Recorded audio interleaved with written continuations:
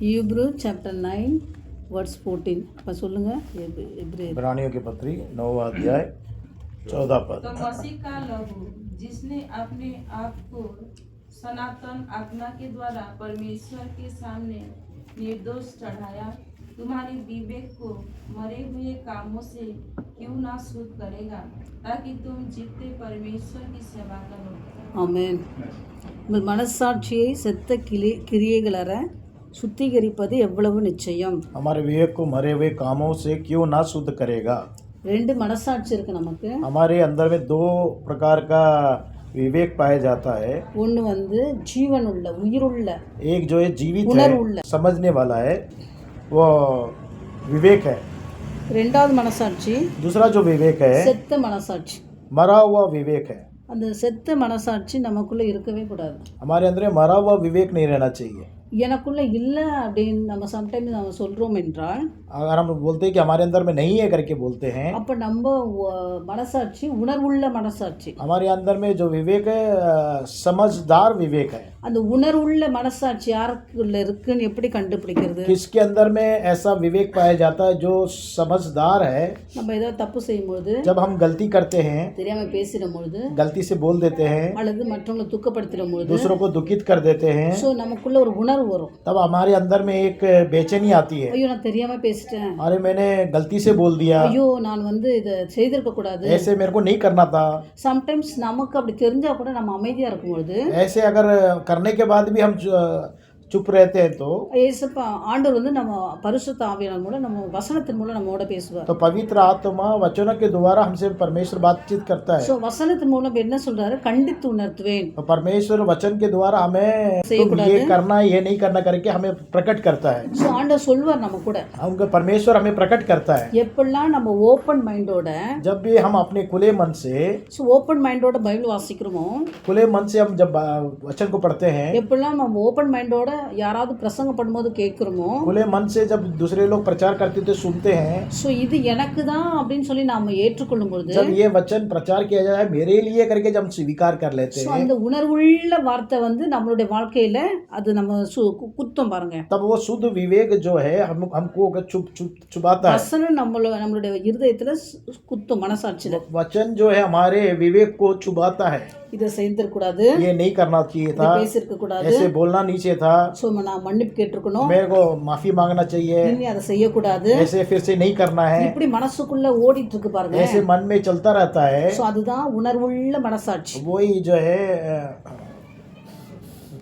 समझ रखने वाला विवेक है, கான்ஷியஸ் विवेक है। ஜீவனுள்ள கான்ஷியஸ். அதான் वही जो है जीवित कॉन्शियस है। அந்த அப்படி கான்ஷியஸ் கிரியே செய்யாட்டா वो कॉन्शियस कार्य नहीं करेगा तो அது செத்த மனசாட்சி. वो मरा हुआ कॉन्शियस है, मरी हुई विवेक है। இந்த டெட் கான்ஷியஸ் நமக்குள்ள இருந்துச்சுன்னா, अगर मरी हुई विवेक हमारे अंदर पाया जाए, मरी हुई कॉन्शियस हमारे अंदर पाया जाए, ஸோ நம்ம என்ன பேசினாலும் உணர மாட்டோம். जो कुछ भी बोलेंगे हम नहीं समझ पाएंगे। யாரை பற்றி நம்ம தப்பா பேசினாலும் நமக்குள்ள தப்பா தெரியாது. किसी के बारे में भी गलत बोलेंगे तो भी हमको गलत नहीं लगेगा। யாரை நம்ம துக்கப்படுத்தினாலும் நமக்கு துக்கமா தெரியாது. दूसरों को हम दुखित भी करेंगे तो हमको दुख नहीं लगेगा। இது நம்ம மனசாட்சியை மாத்திரம் இல்ல, हमारा विवेक मात्र नहीं, இது வந்து பரிசுத்த ஆவியானவரையும் நம்ம துக்கப்படுத்துறோம். वो पवित्र आत्मा को भी हम दुखित कर देते हैं। ஸோ நம்ம ஒவ்வொரு நாளும் ஊழியக்காரங்க, हम सेवक लोग हर एक दिन, விசுவாசிங்க, विश्वासी लोग மனைவியாக, கணவனாக, पति और पत्नी के समान அல்லது रहने பிள்ளைகளாக, वाले, बच्चों के समान रहने वाले, நம்ம வந்து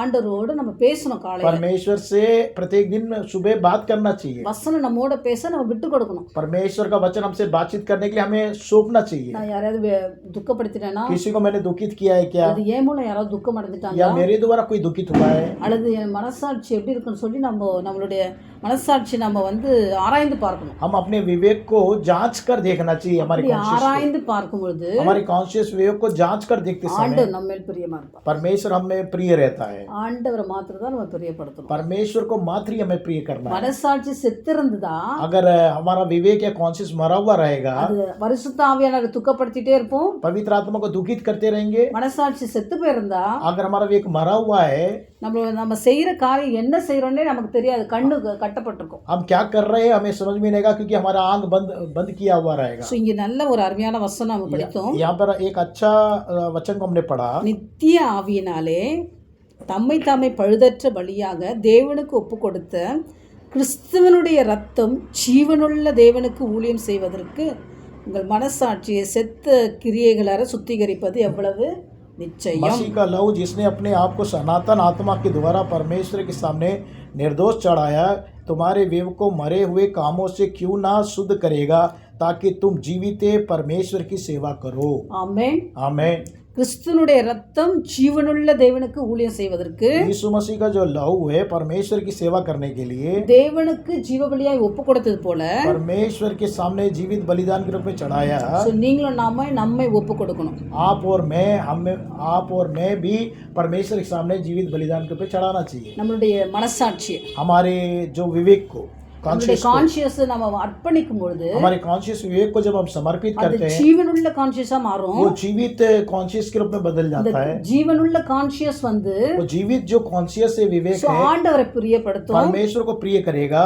நம்ம மற்ற ஆத்மாக்களையும் நம்ம பெற்றுக்கொள்ள முடியும். बहुत सी आत्मा को भी हम प्रभु में प्राप्त कर सकते हैं. தேவன் இயேசு கிறிஸ்து தன்னுடைய ரத்தத்தை எப்படி ஒப்பு கொடுத்தாரோ, यीशु मसीह ने अपना लहू जैसे अर्पित किया, அதே போல நாம் அர்ப்பணிக்க, वैसे ही हम लोग भी परमेश्वर हमने अपने आप को अर्पण करना है. ஒவ்வொரு நிமிஷமும் हर एक मिनट நம்மை ஆராய்ந்து பார்க்கணும். अपने आप को जांच कर देखना है. இயேசு கிறிஸ்துவின் ரத்தத்தினால நம்ம சுத்திகரிக்கப்பட விட்டு கொடுக்கணும். यीशु मसीह के लहू के द्वारा हम शुद्ध होने के लिए समर्पित करना है. 1 யோவான் 1:7 வாசிக்கிறோம், 1:9 வாசிக்கிறோம். पहला योना पहला अध्याय के 7वें पद में हम पढ़ते हैं, 9வது வசனத்திலும் படிக்கிறோம். 9वें पद में भी पढ़ते हैं, இயேசு கிறிஸ்துவின் ரத்தம் நம்மை சுத்திகரிக்கும். यीशु मसीह का लहू जो है हमें शुद्ध करता है. அப்போ ஒவ்வொரு நாளும் இயேசு கிறிஸ்துவின் ரத்தத்தினால நீங்களும் நானும் சுத்திகரிக்கிறதுக்கு நம்மளை விட்டு கொடுக்கணும். हर एक दिन आप और मैं परमेश्वर के सामने शुद्ध होने के लिए समर्पित करना है. ஆண்டவர்கிட்ட கேட்கணும், परमेश्वर से पूछना है, ஆண்டவரே உம்முடைய ரத்தம் என்னை சுத்திகரிக்கட்டும், என் மனசாட்சியை சுத்திகரிக்கட்டும். परमेश्वर से कहना है कि परमेश्वर आपका लहू हमें शुद्ध करना है,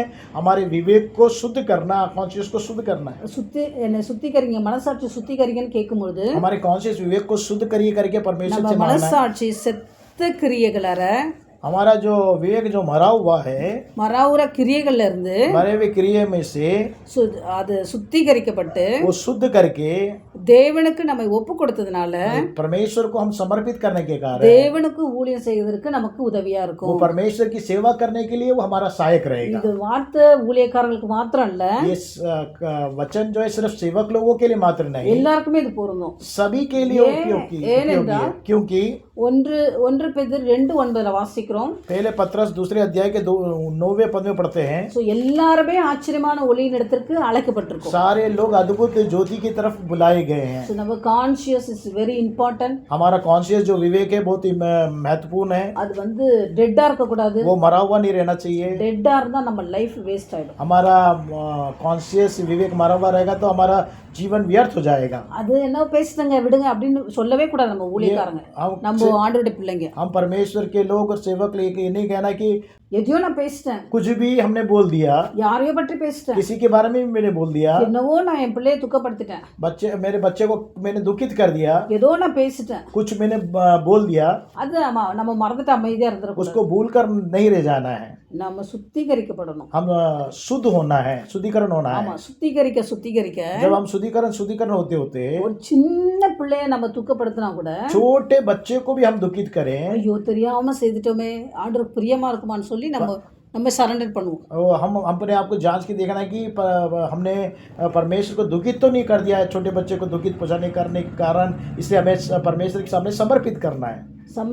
நம்மள அர்ப்பணிப்போம். जब हम अर्पण करते हैं परमेश्वर के सामने, सो இதுதான் இந்த வசனத்தினுடைய ஆண்டவர் நம்மோடு பேசுகிற காரியம். परमेश्वर का वचन ये जो हमसे बात करता है, यही वचन है कि हम अपने जीवन को समर्पित करें. ரெண்டு மனசாட்சியில 2 प्रकार के विवेक कॉन्शियस है. மரித்தது ஒண்ணு, एक मरी हुई कॉन्शियस है உணர்வுள்ள ஜீவன் உள்ளது ஒண்ணு, और एक जीवित विवेक है जो शुद्ध की हुई है. सो நமக்கு தேவை, हमको जो चाहिए, இயேசு கிறிஸ்துவின் ரத்தத்தினால சுத்திகரிக்கப்பட்ட यीशु मसीह के लहू के द्वारा शुद्ध किया हुआ विवेक. सो அந்த மனசாட்சி இருக்கும் என்றால் वो कॉन्शियस विवेक हमारे पास रहेगा. நம்ம பரிசுத்த ஆவியானவர் துக்கப்படுத்தவே மாட்டோம். कभी भी पवित्र आत्मा को हम दुखित नहीं करेंगे. सो ஆண்டவரை நம்ம பிரியப்படுத்திட்டே, हमेशा परमेश्वर को हम प्रिय करते रहेंगे. ஆண்டவருக்கு நம்ம பிரியப்படுத்தும் பொழுது, परमेश्वर को हम प्रिय करते समय நம்ம ஜெபத்தை ஆண்டவர் கேட்கிறார். हमारी प्रार्थना को परमेश्वर सुनता है. நம்ம ஆண்டவரை பிரியப்படுத்தும் பொழுது, जब हम परमेश्वर को प्रिय करते हैं, सो ஆண்டவர் நம்மேல் பிரியமாக இருப்பார். तब परमेश्वर हम पर प्रिय रहेगा. நம்ம ஒரு நிமிஷம் கண்களை மூடலாமா? हम सब अपनी आंखों को बंद करेंगे. இது வரைக்கும் நம்ம மனசாட்சி எப்படி இருந்திருக்கு? अभी तक हमारा जो विवेक या कॉन्शियस किस प्रकार का था? ஒருவேளை செத்ததா இருந்ததா, अगर मरा हुआ था யாரையோ துக்கப்படுத்திருந்தா கூட அது நமக்கு வேதனையே தெரியாது. और अगर हम किसी को भी दुखित करेंगे तो भी हमको दुख नहीं होगा. யாரையோ நம்ம வந்து பேசியிருந்தா கூட அது வேதனையே தெரியாது. किसी के बारे में विरोध में बोला भी है तो हमको दुखित नहीं होंगे. ஸோ ஆண்டு ஆவியானவரை துக்கப்படுத்துவோம் என்றால் पवित्र आत्मा को अगर हम दुखित करेंगे, நம்ம மனசாட்சி செத்து போனது என்று அர்த்தம். हमारा जो विवेक है कॉन्शियस मरा हुआ है. நம்ம கூட இருக்க ஆவியானவர் எப்படி மகிழ்கிறாரா அல்லது அவர் துக்கப்படுத்துறோமா? हमारे अंदर में हमारे संग रहने वाला पवित्र आत्मा दुखित होता है या आनंदित होता है हमारे जीवन से, நம்ம बोली से. மனசாட்சியை பொறுத்து தான் அது. हमारे विवेक कॉन्शियस के अनुरूप ही है. செத்துதான் இருக்கக்கூடாது. मरा हुआ नहीं रहना चाहिए. அது நம்மளை ரொம்ப லீஸ்ட் இடத்துக்கு கொண்டு போயிடும். अगर वो मरा हुआ रहेगा तो बहुत ही नीचे स्तर में हमें चले जाएगा. நமக்கு அந்த மனசாட்சி செத்தது வேண்டாம். हमारा विवेक मरा हुआ नहीं रहना चाहिए. ஆண்டவர்கிட்ட கேட்போம், परमेश्वर से मांगे, ஆண்டவரே உம்முடைய ரத்தத்தினால என் மனசாட்சியை கழுவுங்க, प्रभु आपके लहू से हमारे विवेक को शुद्ध करिए, என்னை பரிசுத்தப்படுத்துங்க, हमें पवित्र करिए. என் மனசாட்சி எப்பொழுதும் ஜீவன் உள்ளதாக, हमारा विवेक हमेशा जीवित रहने के लिए, என்னுடைய மனசாட்சி எப்பொழுதும் உணர்வுள்ளதாக, हमारा विवेक हमेशा समझ रखने वाला, அந்த கிருபை எங்களுக்கு தாங்க. ऐसा अनुग्रह हम पर प्रकट करिए. நம்ம கேட்கும்போது ஆண்டவர் தருவார். जब हम मांगते हैं तो परमेश्वर हमें देता है. நல்ல தகப்பனே, प्रेमी परमेश्वर, தர்மியான இரவு நேரத்துக்காக நன்றியோடு துதிக்கிறோம். इस रात की वेला के लिए हम धन्यवाद करते हैं. எங்களோட பேசின நம்முடைய வார்த்தைக்காக நன்றி. आपने हमसे बातचीत की, वचन के लिए धन्यवाद. எங்க ஒவ்வொருவருக்கும் हर एक को சுத்த शुद्ध உணர்வுள்ள और शुद्ध विवेक, உணர்வுள்ள இருதய மனசாட்சி தாங்க. शुद्ध विवेक जो समझ रखने वाला विवेक हमें प्रदान करिए.